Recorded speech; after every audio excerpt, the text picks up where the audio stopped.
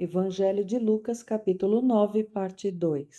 Alguns veem a glória de Jesus. Passados quase 8 dias após o pronunciamento destas palavras, Jesus tomou consigo a Pedro, João e Tiago e subiu a um monte para orar. Enquanto orava, a aparência do seu rosto foi se transformando e suas roupas ficaram alvas e resplandeceram como o brilho de um relâmpago. Então surgiram 2 homens que começaram a conversar com Jesus. Eram Moisés e Elias. Apareceram em glorioso esplendor e falavam sobre a partida de Jesus que estava para se cumprir em Jerusalém. Pedro e seus amigos estavam dormindo profundamente, mas despertaram de súbito e viram a fulgurante glória de Jesus e os 2 homens que permaneciam com ele. Quando estes iam se afastando de Jesus, Pedro sugeriu: Mestre, como é bom que estejamos aqui. Vamos erguer 3 tabernáculos. Um será teu, outro para Moisés e outro de Elias.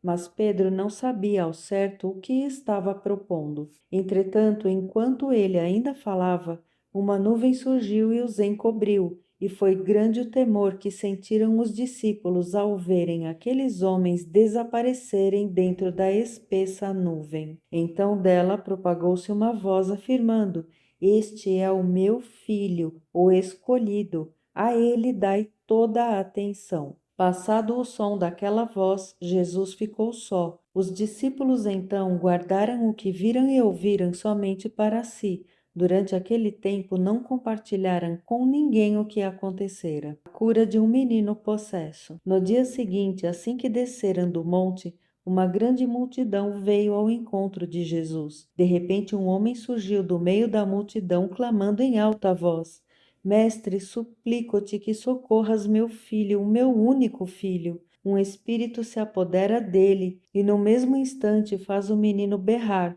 Joga-o no chão, provoca-lhe convulsões até espumar pela boca, jamais o deixa por muito tempo, e por meio de muitos ferimentos o está destruindo. Roguei aos teus discípulos que expulsassem o espírito maligno, mas eles não conseguiram. Então declarou Jesus: Ó geração sem fé e perversa, até quando estarei convosco e sofrerei com vossa incredulidade? Trazei-me aqui o teu filho. Enquanto o menino caminhava em sua direção, o demônio o lançou por terra em convulsão. Porém, Jesus repreendeu o espírito imundo, curou o menino e o entregou de volta a seu pai. Diante disto, todos ficaram pasmos perante o poder majestoso de Deus. Jesus prediz a sua morte outra vez. E enquanto todas as pessoas estavam maravilhadas com seus feitos, todos prodigiosos, ele comunicou aos seus discípulos: Dai toda a vossa atenção às palavras que vos passo a revelar. O Filho do Homem está prestes a ser entregue nas mãos dos homens. Todavia, eles não conseguiam entender o significado de tais palavras, pois foi-lhes vedado esse entendimento a fim de que não as compreendessem. E tinham receio de pedir mais explicações a Jesus a este respeito. Quem é o maior no reino? Emergiu entre os discípulos uma discussão sobre quem dentre eles seria o maior.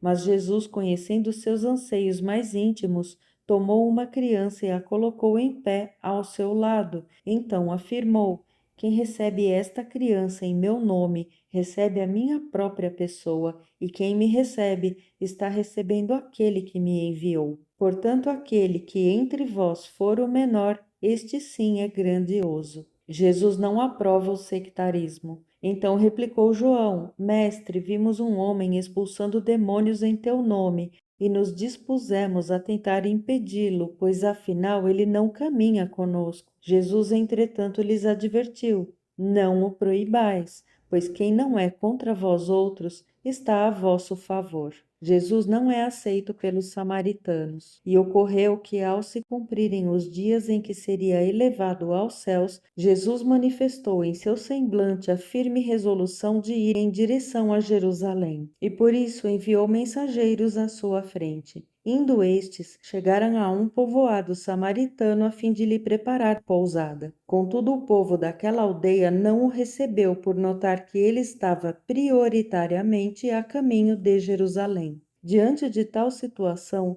os discípulos Tiago e João propuseram: Queres que mandemos descer fogo do céu para que sejam aniquilados? Mas Jesus, mirando-os, admoestou-lhes severamente: Não sabeis vós de que espécie de espírito sois? Ora, o Filho do Homem não veio com o objetivo de destruir a vida dos seres humanos, mas sim para salvá-los. E assim rumaram para um outro povoado. O alto custo do discipulado. Quando estavam andando pelo caminho, uma pessoa declarou a Jesus: Eu te seguirei por onde quer que andares. Mas Jesus lhe replicou: As raposas têm suas tocas e as aves do céu têm seus ninhos, mas o Filho do Homem não tem onde repousar a cabeça.